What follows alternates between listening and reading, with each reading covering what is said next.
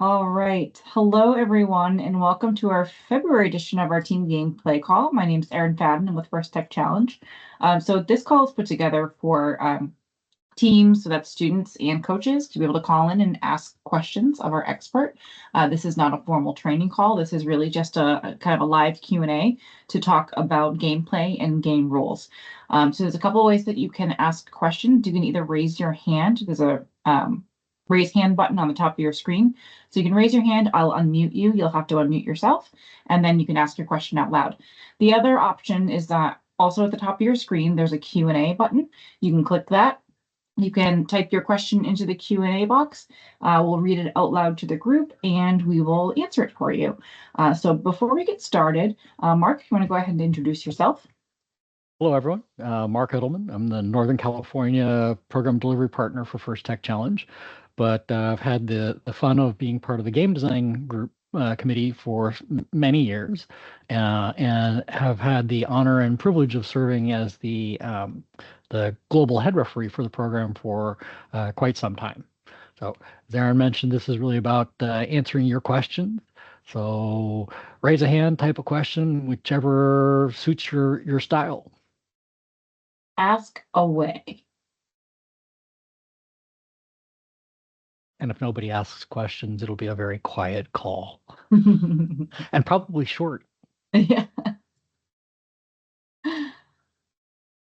probably.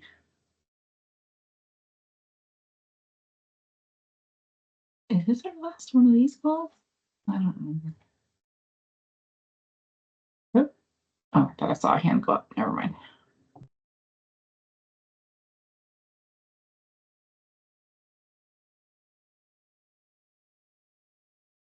Yep, we have more people joining.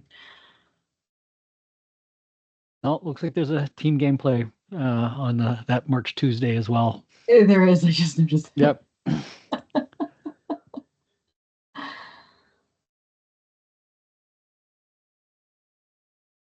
right. All right. For those of you who just joined, just wanted to just restate the rules. So this is just a Q&A call. We don't have any formal training for you. So if you have any questions, please feel free to either raise your hand and we'll call on you, or you can type into the Q&A box what your question is. And again, this is just covering all the rules of the game, the Into the Deep game, right? And how you play the game. So please feel free to ask questions. I think we have our first one. So this says, if the other team drops clips on the field, can we take the clips and give them to our human player to make specimens? So I'm going to paraphrase and answer the way I think you're asking the question. So if an alliance, let's say we'll just for kicks, the Red Alliance robot drops a clip out in the main part of the field, can a Blue Alliance robot push it into the blue observation zone for retrieval by the blue human player? Yes. If it's a clip that's dropped into the opposing alliance's observation zone, going into that observation zone would be a rule violation. You're not allowed to be in the opposing alliance's observation zone. So depends on where the clip is, but if it's out in the open field and your robot can push it to where an advantageous position for your human player to be able to pick it up, yep, you can do that. Right. And thank you for kick starting this meeting. Usually we just need one and then other people think of questions.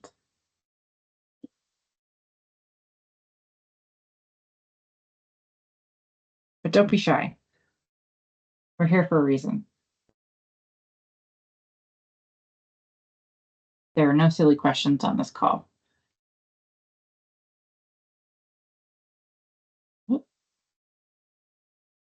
More people. Yeah. Might be more than we've had all season, actually.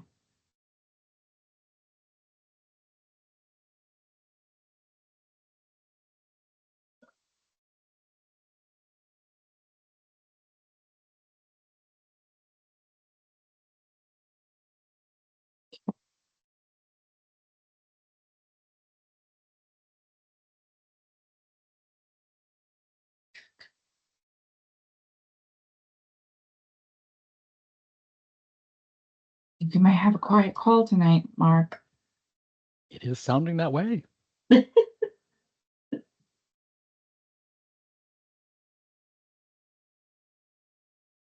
Maybe there was something at an event that might have happened that you were curious about. Or looks like we might have another. What are the common penalties being seen this season? So lots of control violations, too many samples, too many specimens. That seems to happen quite frequently. Lots of situations where the robot is a robot has gotten one sort of wedge stuck inside, and they continue to play the game. So that's one that's kind of, it feels bad to have to call, but it is the way the rules are written. The other is human player violations, right? So not paying attention to where the robot is when they're reaching into the field, or not letting go of the specimen they're holding on the edge of the wall when the robot comes in to collect it. So little ticky-tack things like that. Those are probably the biggest two I've seen. A fair number of ascent violations, right? Teams seen quite a number of times where an alliance goes to the wrong set of rungs. All the way down to one of the last events, one of my last events last weekend. Alliance went to the wrong set of rungs, and their partner, one robot went to the wrong set of rungs, and their partner thought they had messed up and went to join them on the wrong set of rungs. So that's one of those practice situations where the team didn't practice paying attention to which color the rungs were. Rungs are rungs are rung. Climate. But I think those are probably the most common. We actually have a thread going on right now in preparation for the first championship, of trying to put together some guidance for the teams that'll be there on what we're kind of trying to help them avoid. Right. So it's a very lively topic for us right now. Yeah. They asked you to clarify, you were talking about wedged and keeps playing penalty, and what you meant by that. So a robot gets a sample stuck inside of the frame of the robot, right? So now that sample is traveling with the robot, and it picks up another sample to try to go score it somewhere. So at that point, it is now in control of two samples and in violation of 406. And yeah, I think it's 406, the control limit. And so that just every time they pick up another one until they're able to shed the one that's stuck in them, they every time they pick up another one, they're going to accrue another rule violation.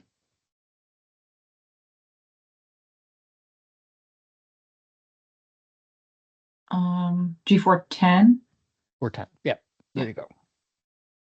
Too many rules. Yeah. So someone asked, if the robot does get a specimen stuck in the frame, the team tries to shake it out and hits specimens in the process. How many times can specimens be hit before a violation?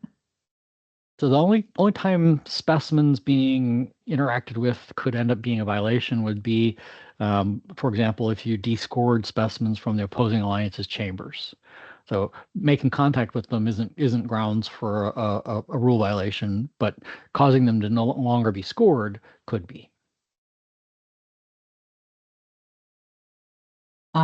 This is just an overall request. So it says, explain how the rule changes for endgame and being in the submersible changes. So this is related to G427. So 427 isn't really so much about the submersible as it's about the ascent zone, right? And so the G427 got some updates to try to help teams and referees understand when the protections apply. And so as long as a robot is not reaching more than 7 inches into the submersible, the assumption is that it's ascending. If it's reaching more than 7, the assumption is it's not ascending. And so that gives a threshold then for the teams to understand, are they going to get protection, and the referees to understand when to call the rule violations. So the robot on the right in that last picture is protected. It's not reaching more than 7 inches. If it's contacted by a Red Alliance robot, at that point, there'd be a set of consequences. Yeah. violation on red. And then in the upper right corner of that quadrant of pictures, you got both robots have reached more than 7 inches in and they're making contact. Nobody's violated a rule. Mhm.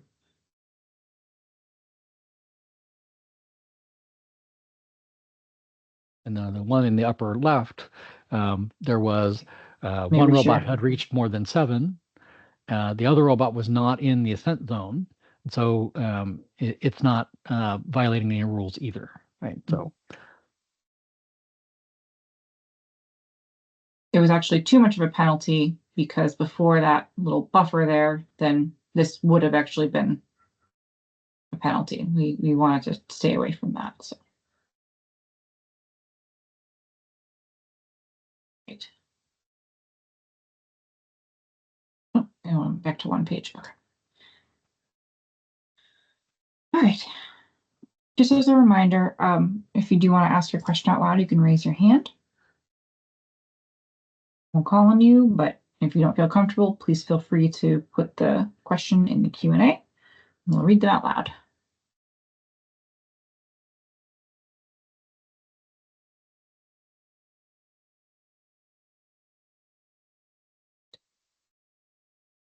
And if a piece of the robot breaks off in the field unintentionally and interferes with an opposing alliance, is that a foul? short answer, no. So one of the things that did get answered for teams, if a piece of the robot falls off and it's no longer connected to the robot, you do have the option of having your robot push it over to your observation zone, at which point the human player can remove it from the playing field.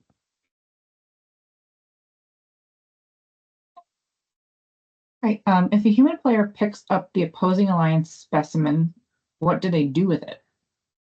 I'm going to make some assumptions and give an answer. I'm assuming that this is a specimen that has fallen into the observation zone. So the allowance for the human player in that situation is not to pick it up, but they can reposition it, right? So if it's in a spot that is disadvantageous for them, for their alliance, they can move it to another spot within the observation zone, so it doesn't interfere with their ability to play. They're not allowed to pick it up and take it out of the field. It has to stay in the playing field, but it can be moved around within the observation zone. And that's part of rule G 431? Probably. Yes. Be one of the G later. 431F. Yep.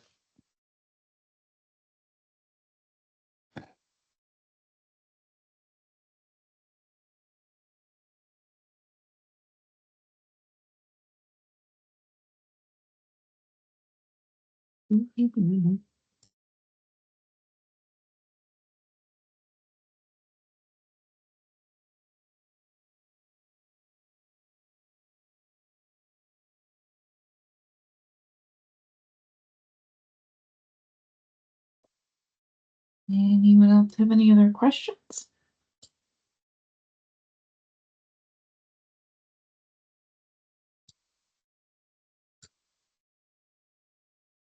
Yep. What gameplay options have you observed kids not taking advantage of? Many just play a basic safe game. I haven't seen much use of the April tags yet. I know there's a few teams in my region. So again, I'm in Northern California. I have a pretty large number of teams. We have about 250 teams in my region. So pretty broad variety, but I would say, a very small fraction are actually using the April tags, which is kind of an interesting point for me. I have a software background.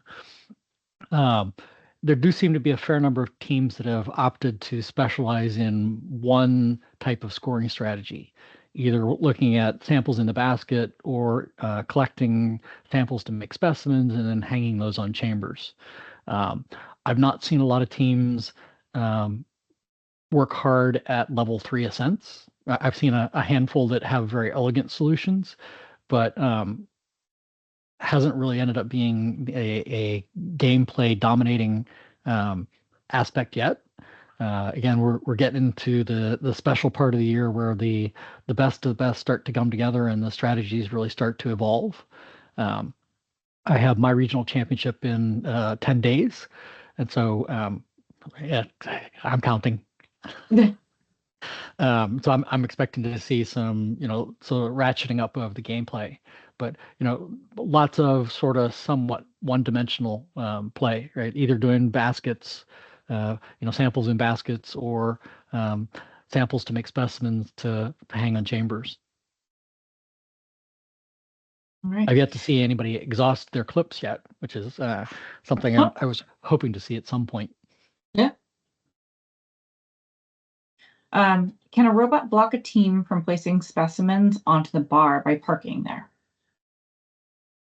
So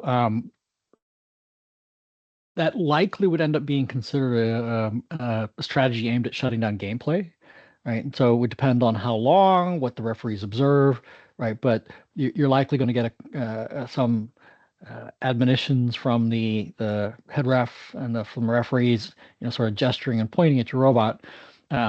The idea is to play defense and offense, not to try to eliminate gameplay aspects, right? So if it's deemed that you're attempting to shut down a major aspect of gameplay, there could be consequences.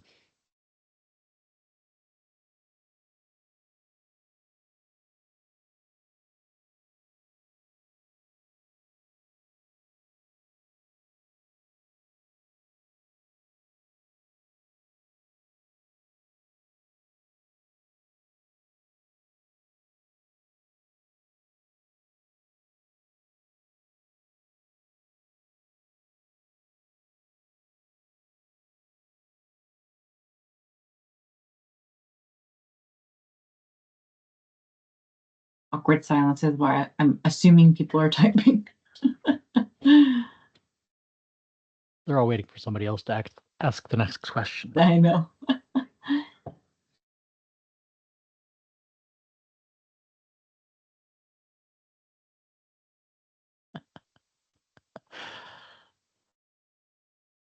They're just asking about more defensive strategies that you might be seeing that might be effective. So it wouldn't be very reasonable for me to provide defensive strategies. That's really what we want the kids to work on. That's half of the goal is for kids to start to learn to develop those kind of analytic skills. Right. So I will respectfully decline to provide strategies. I mean, you could always look around. I mean, there are so many different teams. Like YouTube is a wealth of, I guess, knowledge and information and people posting different things if you wanted to see how other teams are playing the game. Are we allowed to turn the robot back on if it accidentally switched off during play? So I'm guessing that this is like during a match. So and robot's off. yeah, contact between humans and robots is a bad thing, and will always end up generating a rule violation. That's I think 431, 432, and 419 all have aspects to that detail yellow card if human player touches robot. So you would not want to do that.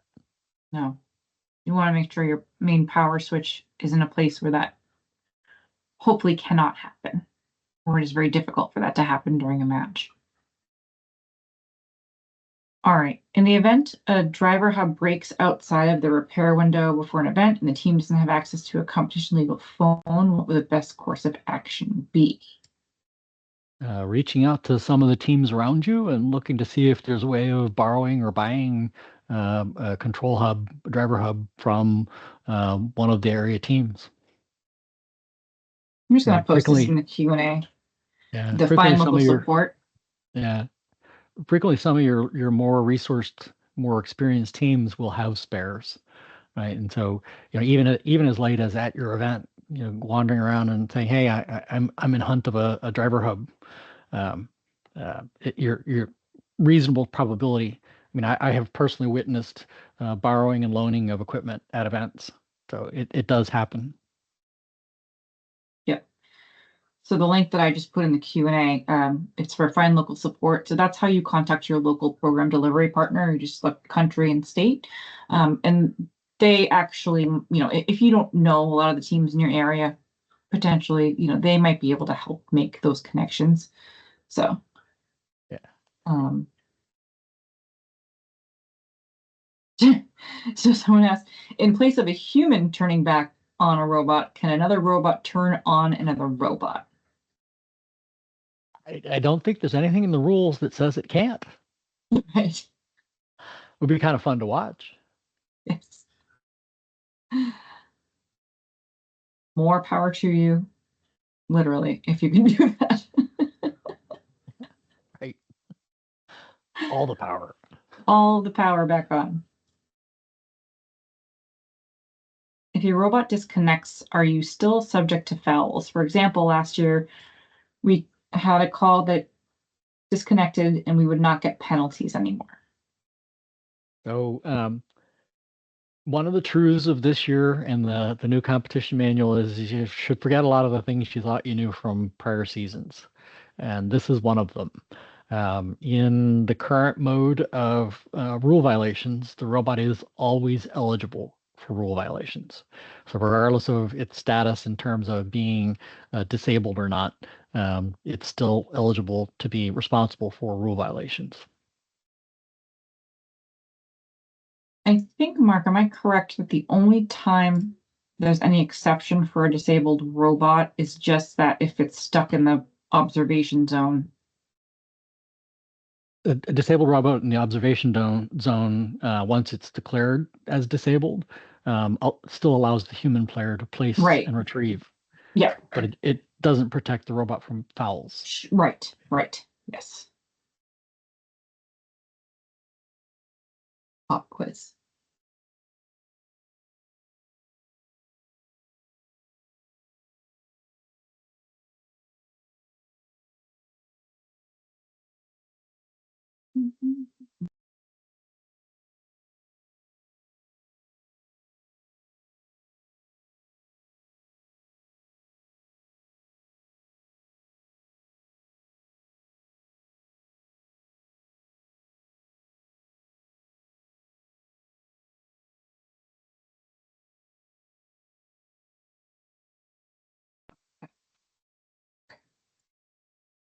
But I had a new one and I do not.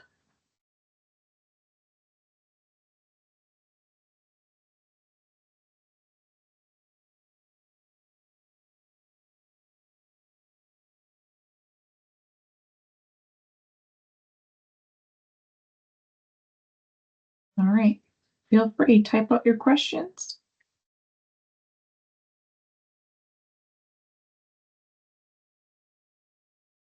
If you don't have any more, we can give you a little time back.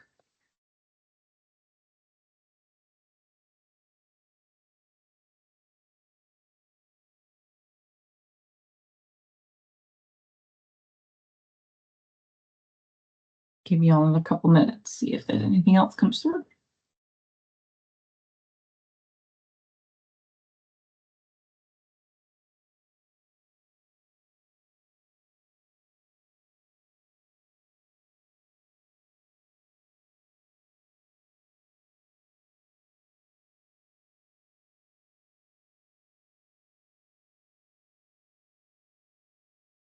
Great. I think if we don't have any other questions, we can call it a little early. No, wait, every time I say that. A new rule this year is that you can bring your laptop to the field with you. Can you use this for anything such as running the robot off it in case our driver hub breaks? Nope. Nope. The driver station, the set of things that can be used for controlling the robot during a match, is explicitly listed, and laptops are not part of that list of things. Okay. Right.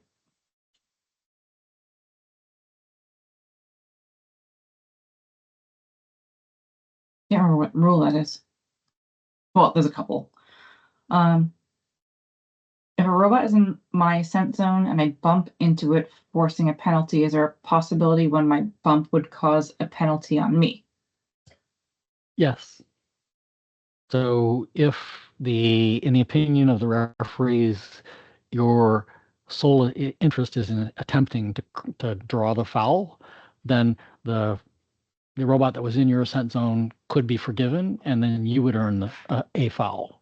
But that is a judgment call, and it would really boil down to the sequence of actions that the referees observe.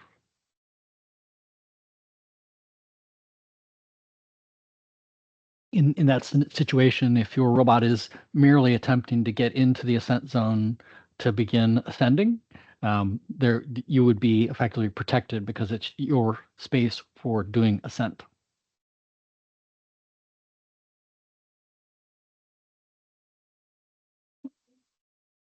G210.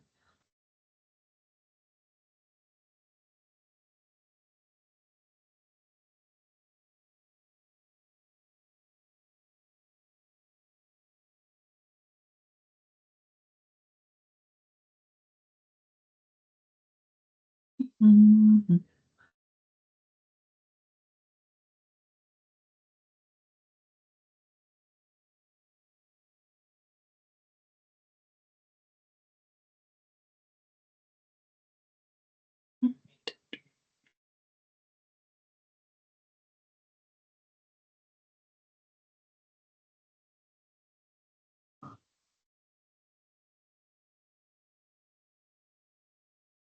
I think we'll probably give it till 9:30. So if anyone has any last minute questions in the next 3 minutes, please type them in.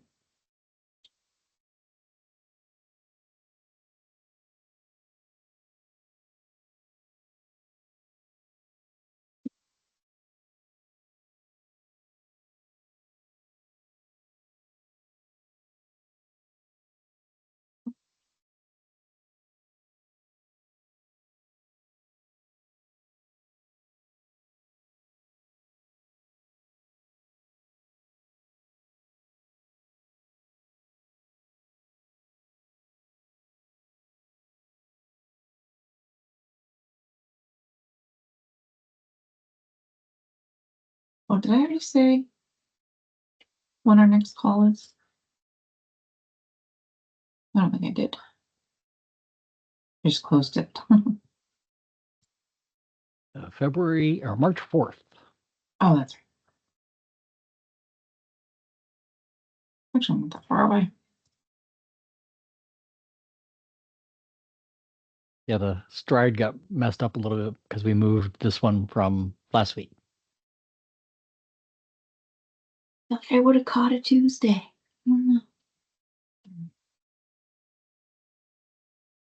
Here's the I just shared the list of the webinars. I think actually that's the last one of this season for teams. Is our next team gameplay call on March 4th. So if you do have any upcoming events and you have any questions about gameplay, or if you've been to an event since and you had some questions about maybe some of the things that you've seen, please feel free. There's actually a registration link right there that you can register for that call. But other than that, I think that's probably a wrap for tonight. I just want to thank you all for joining tonight. I want to just say huge good luck to you all if you're still competing. I'm assuming that the reason that you're on this call is because you are still competing or you have a big competition coming up. So I want to say good luck and huge thank you to Mark for being our expert on the call tonight. You're fantastic. Any parting words? Enjoy your next event. All right. Well, thank you everyone so much. I hope you have a great night. Great rest of your season. All right. Good night.